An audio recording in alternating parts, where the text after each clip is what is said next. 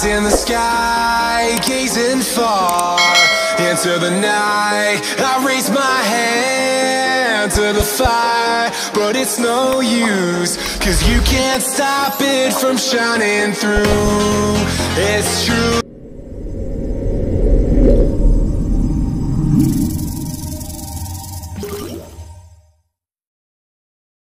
जी अस्सलाम वालेकुम, welcome back to another vlog. मैं हूं कैसर अब्बास, आप देख रहे हैं मेरा YouTube channel Kaiser agri vlog. उम्मीद है आप सब खैरियत से होंगे, ठीक ठाक होंगे। मैं आया जी अज पनीरी वाली फील्ड जो आप धांज लावण आई, उस मैं तुहानूं पहले दस्सिया भी पनीरी किवें लावण दा किवें लाई दी है, इहदे लावण दा तरीका सारा तुहानूं दस्सिया, जगह किवें बनाई दी, सारा कुछ पहली सैकंड वीडियो च। अच्छा, उस तो बाद जी ये माशाल्लाह असीं इहदे विच DAP भी पाई है पनीरी दे विच। छोटे क्या हाल है, ठीक है? बुलेंदा नहीं? हाँ शाबाश। अच्छा तो जी मैं अज पनीरी दे विच की पा रहा और क्यों पा रहा, मैं तुहानूं अज ये चीज़ां विखाणियां ने। इंशाल्लाह पहले मैं तुहानूं ये चीज़ां विखा देना कि मैं की पा रहा, तो सारा कुछ पौंदा पानी जांदा सारा कुछ विखा रहा। उस तो बाद इंशाल्लाह मैं तुहानूं तफसील दसना जी। आओ मैं तुहानूं सारा कुछ विखाईना जी, आइए।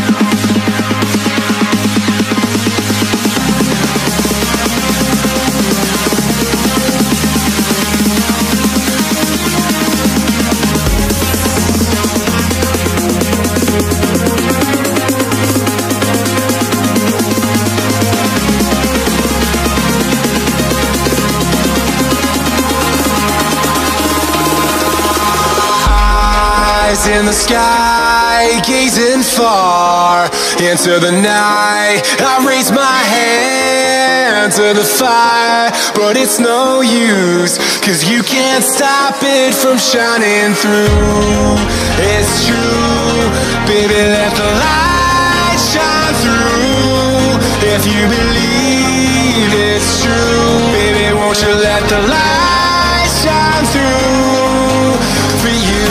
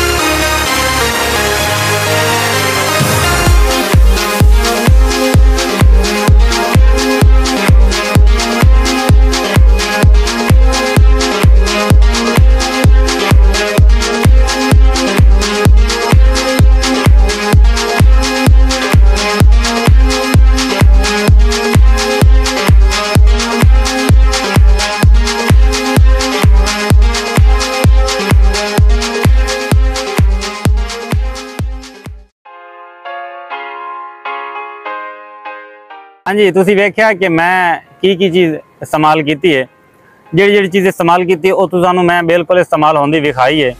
उस तो बाद गल है कि मैं जी रेगनेट प्लस जहर पाई है, जिंक पाई है, रेगनेट प्लस जिंक वो पाई है। वो मैं नाल 10 किलो यूरिया भी इस्तेमाल किया। अच्छा जिले जी मैं इतने जिंक लैके आया, उस वेले मैनू हिस्सेदार आंदा मेरा कि यार जिंक तो कोई पेंदा ही नहीं है। अच्छा पहली गल। दूसरी गल है कि एक बैग किले का होंदा है, तू 4 बैग लैके आया तो 3 कनाल ही बीजा उन्होंने पाऊंगा। खैर ही मैं कहा यार तू पा दे, तेनू मैं दे रहा तू सट दे। आखे जी गल जैसी है, मैं कहा जी तू पा दे, ये मेरा तजर्बा है, अल्हम्दुलिल्लाह अपने तजर्बे नाल सारा काम कराना है, ठीक है जी। आखे जी असें तो पहले कभी पाई नहीं पनीर, मैं कहा ठीक है जी। अच्छा उस तो बाद जी वो कहता जी मक्खी आई वधी, मक्खी मैं तुहानू विखाई है, मक्खी आई वधी है ਉਹਦੇ ਵਿੱਚ तना लपेट लेंदी है, इनके पत्ता लपेट और सुंडी ਉਹਦੇ ਨਾਲ लगदी है। अगर वो मक्खी आ जाए ना, वो मक्खी का तुसां अगर जायजा लेना हो कि वेखनी हो कि आई वधी है या नहीं, जिहड़ी साइड ते सूरज है, अगर वो सुबह सुबह तुसीं सूरज वाली साइड तो आए हो तो अगर तुम सुबह सुबह आए हो तो सूरज की साइड वाली इनके मशरक वाली साइड तो उस टाइम खलो, उस साइड वालों खलो के वेखो तो तुहानू नजरम सी, चमक सी। अच्छा अगर मगरब टाइम तुसीं आए हो तो फिर तुसीं मगरब वाली साइड तो इनके क्यारे दे जिहड़ा तुहाडा पैलियो सी, क्यारो सी या जमीनो सी, ओदी मगरब वाली साइड तो खलो के वेखो तो तुहानू फिर नजरम सी, क्योंकि उसदी सूरज की रोशनी उस ते पै रही सी और चमक रही हो सी। अच्छा ठीक है जी। उस बाद मैं तुहानू इनके जिंक पाया, उहदे नाल 10 किलो यूरिया भी पाया, वो छट्टा ला दी। अच्छा उस मक्खी की वजह तो असी नाल पाया जी रीजेंट जहर, ये 80% फैपरोनेल होंदा है, 20% दीगर जहरां भी होंदियां ने, वो फ्लड किया सी। अगर अस स्प्रे करना चाहिए स्प्रे भी कर सकते हैं, मगर अलहमदुलिल्लाह मैं अपने तजर्बे के मुताबिक उन्होंने फ्लड किया। कमों पेश 2 to 4 दिन या 2 दिन बाद मैं इनू 2 टैंकी स्प्रे भी कराई सा। जहर हर बंदे का एक अपना एक्सपीरियंस, अपना तजर्बा है जी, तो वह अपने ही फार्मूले का काम करांदा। मैं तुहानू अपना तजर्बा दस रहा, जिवें कि मैं तुहानू दस्सिया कि रिश्तेदार आंदे जी जिंक तो कभी किसी पाई नहीं, मैं कहा जी असीं तो पाने आ, पा दिओ, ठीक है जी। जिंक का फायदा की है? जिंक का फायदा है कि जो छोटा पौधा होंदा है ना, उन्होंने जिंक की ज़्यादा जरूरत होती है।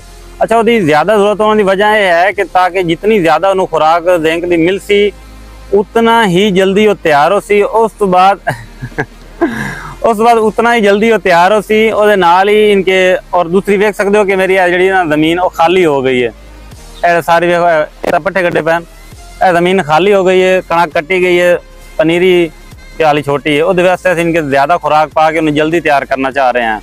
तो जितना छोटा पौधा हो उन्होंने ज़्यादा तादाद की चाहिए होंगी, जड़ा मजबूत हो सी, तना मजबूत हो सी, जड़ा वो बेहतरीन अच्छी कंडीशन रसन, तो यदा फायदा है। तो बाकी रीजन का तुहानू फायदा मैं दसिया कि तने की सुंडी जबरदस्त खली है, पनीर जी ना अपनी बहुत अच्छी खली है। उस तो बाद तुसी मेरी वीडियो वेखी सारा प्रोसीजर वेख्या, तुहानू उम्मीद है तुहानू चंगा लगो सी। अगर जे कोई गलती हुई है तो उन्होंने कमेंट मैंशन करो, ताकि मैं अगर उन्होंने बेस्ट करा, बेहतर करा। उस तो बाद कोई भी अपनी राय हो तो अपनी राय भी मैनू पेश करो, ताकि मैं तुहाडी राय लोगों तक पहुँचा सका। मेरे चैनल को सबसक्राइब करो, वीडियो को लाइक करो, और नाल ही तुसी इनू कमेंट भी करो, शेयर भी करो, और उस तो बाद बैल आइकन के बटन जरूर दबाओ। मेरा तर्क अमीरी नहीं फकीरी है, मेरा तर्क अमीरी नहीं फकीरी है, खुद ही ना बेच गरीबी में नाम पैदा कर।